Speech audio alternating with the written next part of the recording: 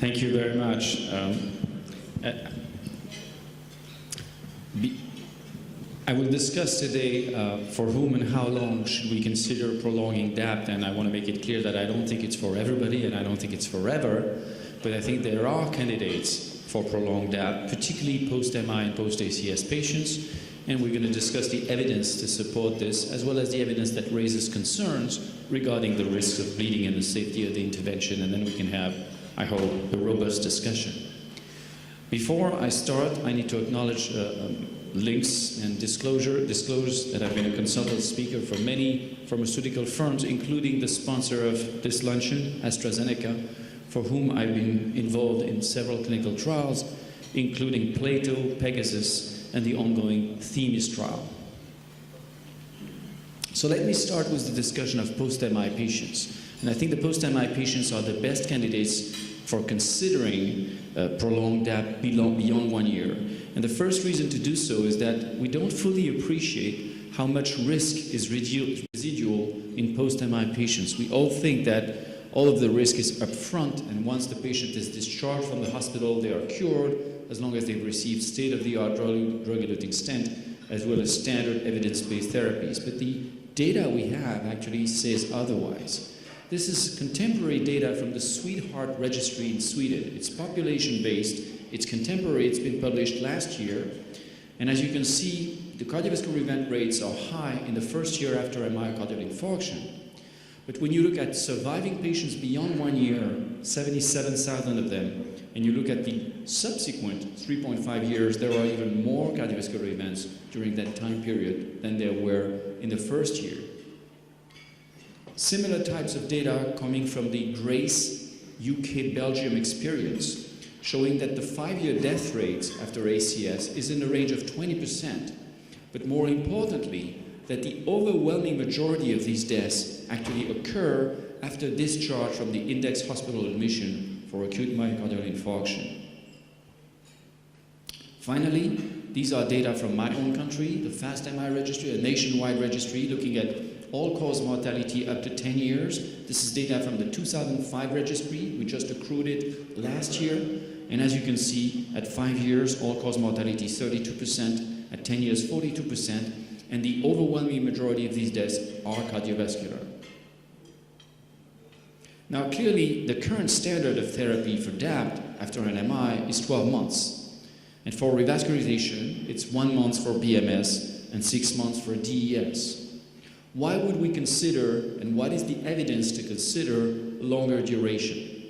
Well, the first piece of evidence is fairly weak. It comes from the Charisma trial, which you will recall was not a successful trial. It failed to show benefit of clopidogrel compared to placebo in stable atherothrombotic patients, but a post hoc analysis of patients with a history of MI did show a 13% reduction in cardiovascular events, starting very early after starting therapy. But granted, this is a post hoc analysis of a subset of an otherwise overall negative trial, so that's really weak evidence. It's useful to generate hypotheses, though. A much better piece of evidence comes from the DAPT trial, a prospective randomized clinical trial, double-blind trial, that looked at stented patients surviving up to 12 months and randomizing them to continue or stop DAPT beyond 12 months up to 30 months. And there were 2 co-primary outcomes in that trial, and you'll recall that stent thrombosis was reduced by a staggering 70% in relative terms, 1% in absolute terms, from 1.4% to 0.4% by continued thienopyridine compared to placebo. In the DAPT trial, the majority of patients received clopidogrel, some patients received prasugrel, there was no use of ticagrelor. The other co-primary outcome of that trial was MACE, and again, there was a 30% reduction in MACE, an absolute reduction of 1.6% over 30 months. And note that there's a slight rebound in event rates when you discontinue thienopyridines. In the blue arm, the placebo arm, the rebound is seen early at the start of randomization. In the green arm, the rebound is seen at 30 months when blinded study drug is discontinued, and you can see some catch-up between the 2 arms. And this tells us that regardless of when we stopped dual antiplatelet therapy, there will be a price to pay. It's a small price, but it's there. Now, there was another price to pay for the efficacy in preventing stent thrombosis and MACE. It was an increase in major bleeding by an absolute 1%, moderate or severe bleeding. And the interesting observation and the disappointing observation is that despite the prevention of stent thrombosis and despite the prevention of MACE, there was no benefit in all-cause mortality. In fact, if anything, all-cause mortality trended in the wrong direction, with a higher all-cause mortality at 30 months in the arm that received tionopiridine compared to placebo, bordering on statistical significance. Now, there are many ways to discuss this, but one has to acknowledge that the most likely cause for increased all-cause mortality is probably related to the bleeding caused by prolonged therapy. So you prevent cardiovascular events, you prevent stent thrombosis, but you do cause some bleeding, and probably that bleeding is not good.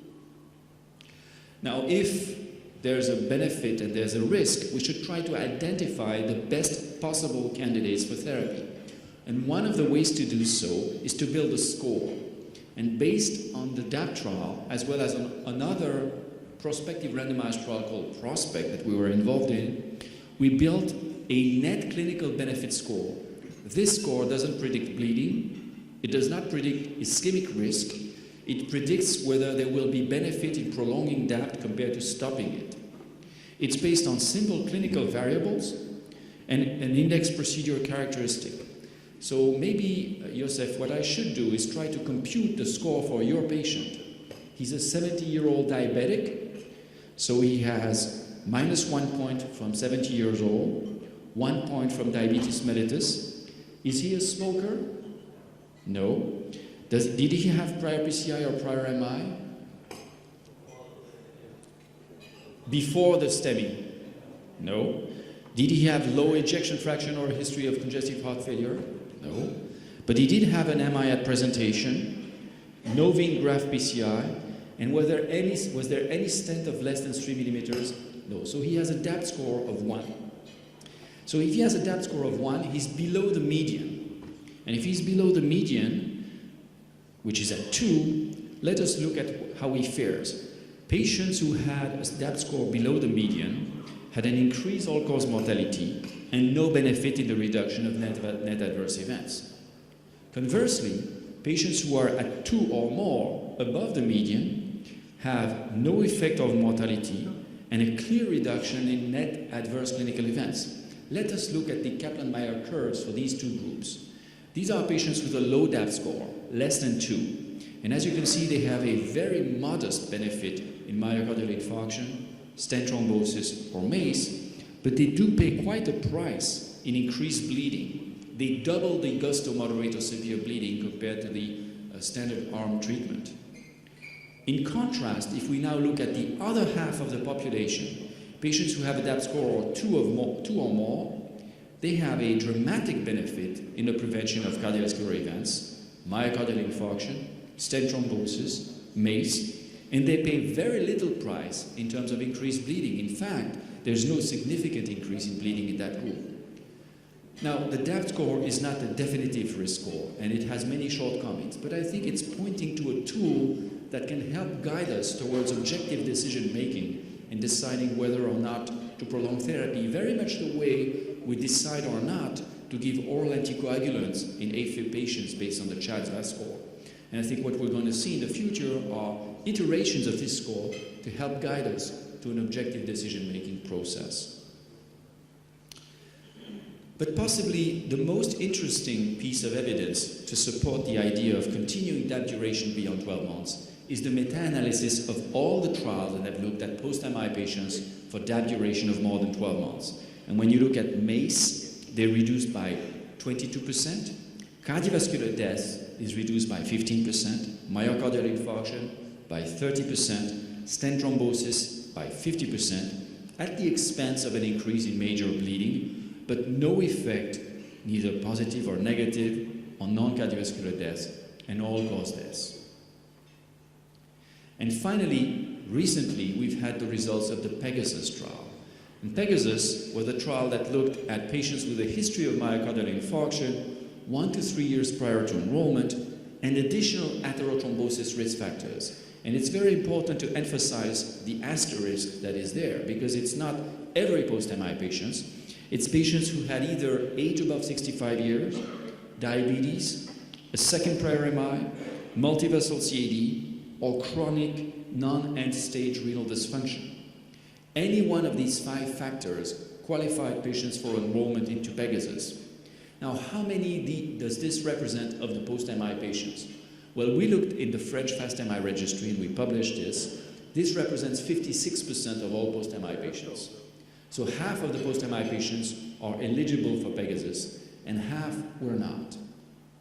These patients were randomly assigned to receive placebo, the standard dose of ticagrelor 90 milligrams BID, or a reduced dose of 60 milligrams BID on top of aspirin.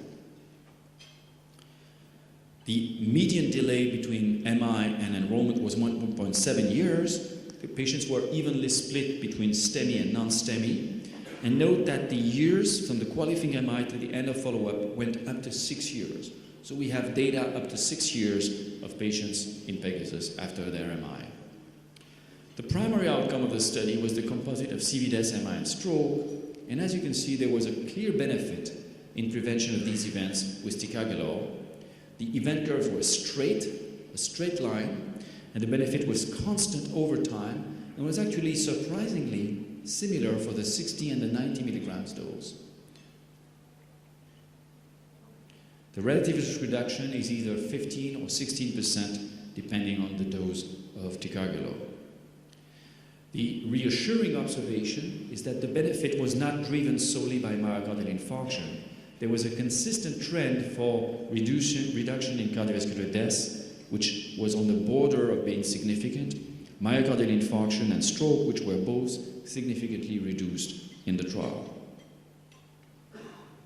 But there was a price to pay in terms of bleeding by giving ticagrelor compared to placebo, and this was approximately 1.5% with the 90 milligram dose and 1.2% with the 60 milligram dose. The numbers can vary depending on how you define bleeding, looking at crude event rates or Kaplan-Meier, but they're in the range of 1%.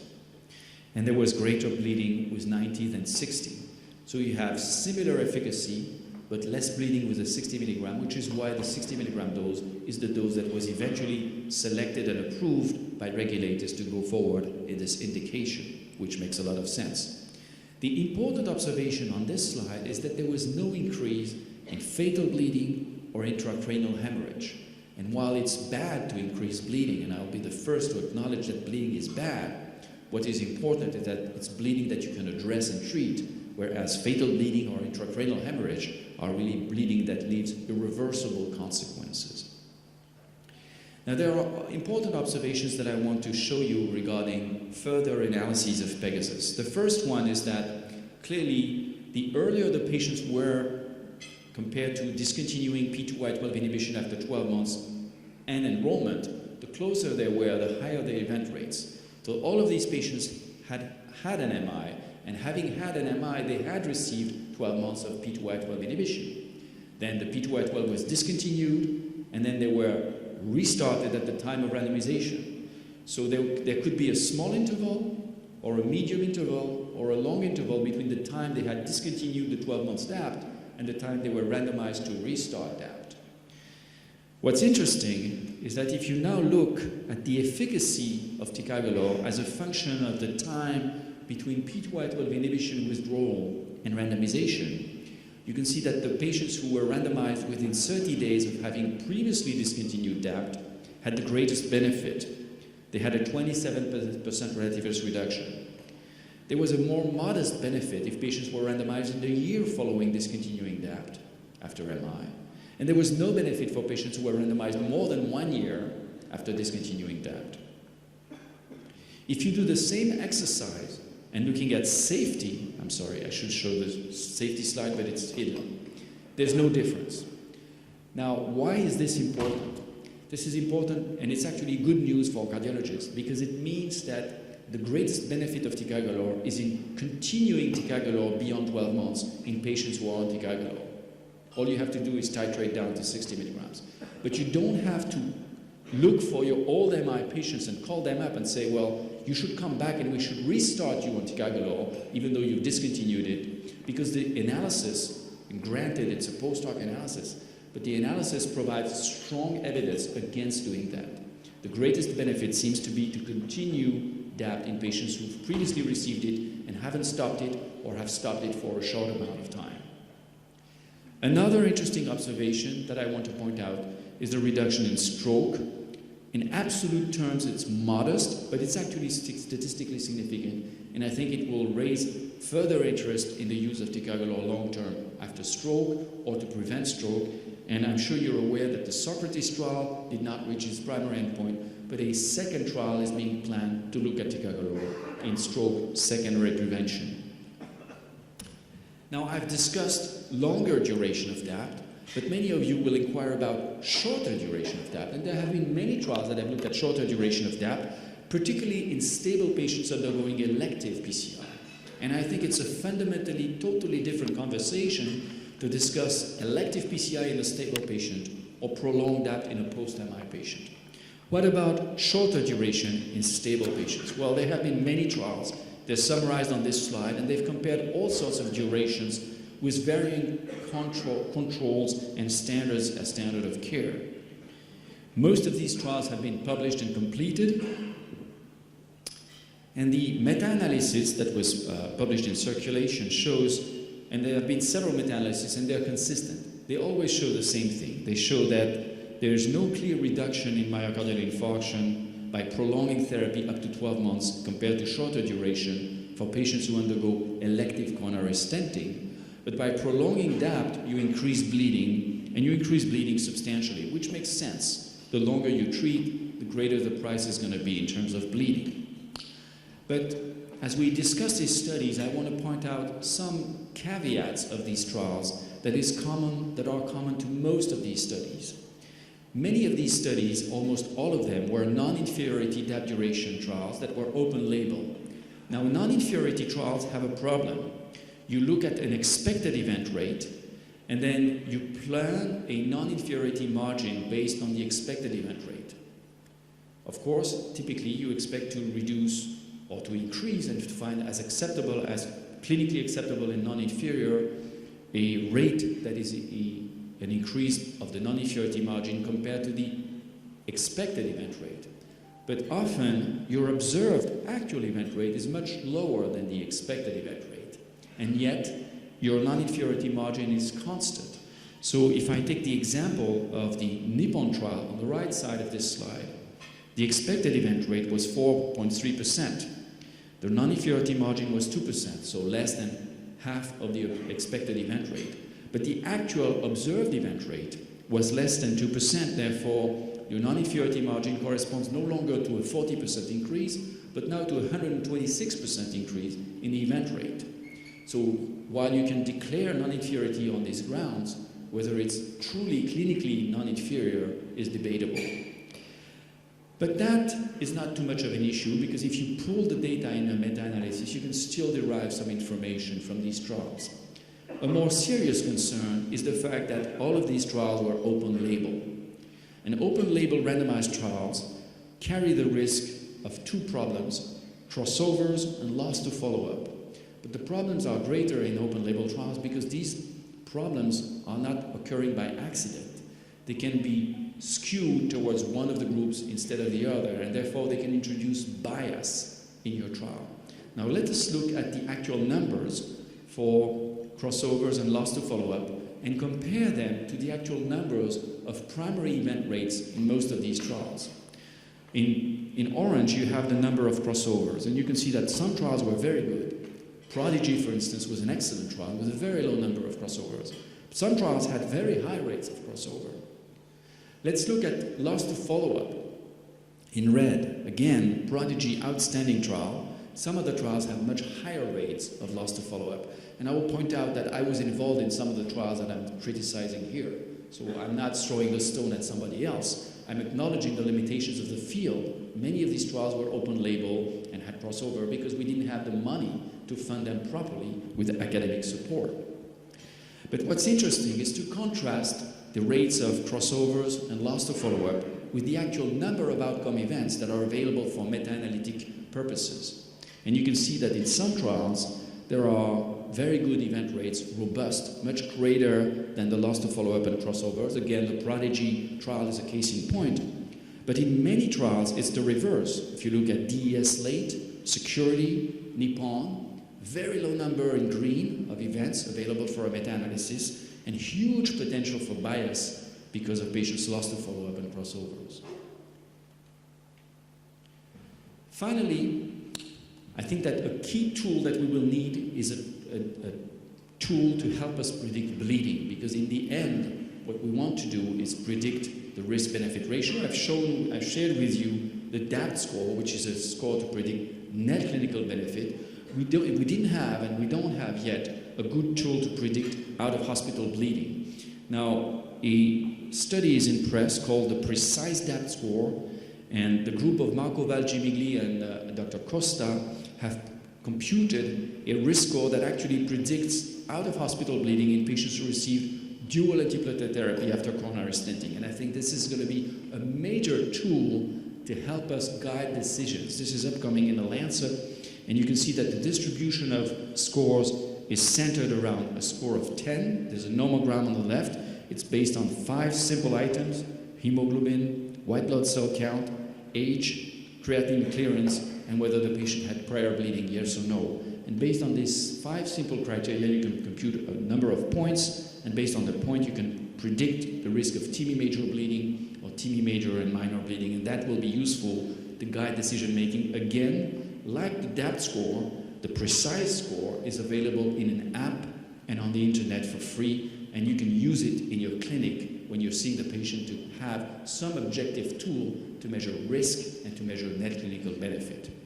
In conclusion, I think that making a decision for DAPT duration after PCI is a multifactorial and stepwise process, and I can summarize it in one slide. I will consider 2 different settings.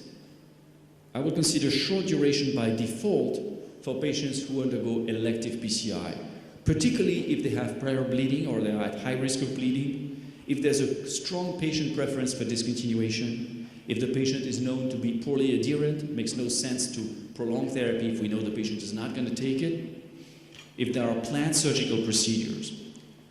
Conversely, the conversation by default is going to be longer duration for post-MI patients, particularly if they have any single one of the features of Pegasus: older age, recurrent ACS, diabetes, abnormal renal function, and multivessel disease. And as you can see, Joseph, your patient, even though he has a DAPT score of 1, is a post-MI patient with diabetes. So he does qualify for Pegasus, and maybe he should be considered. So we have a discrepant result whether we use the DAPT score or whether we use the Pegasus criteria. But other factors that may be useful in deciding for a longer duration would be whether the patient has a DAPT score of 2 or more, whether there are anatomic factors. Certainly, if we place a stent in the left main coronary artery disease, or if the patient has multivessel disease, we would like to consider more protracted therapy, because we know the consequences of a stent thrombosis in the left main, even though it's rare, would be potentially lethal. Finally, procedural factors, multiple long or small stents, such as those that your patient required, having triple vessel disease revascularized in 2 goes with more than 4 stents, I think is a factor that would push us towards prolonged therapy. In the end, it has to be an individualized decision between the patient and the physician. The patient has to have a say in the discussion, because patients have preferences and values that matter with respect to taking polypharmacy and with respect to experiencing the side effects and the cost of prolonged therapy. And finally, it's a decision that has to be reevaluated on a regular basis. And I don't think we should decide up front when we're putting a stent how long we're going to treat the patient. We should rediscuss this every year with the patient and the GP to decide whether we continue or whether we stop. Thank you very much.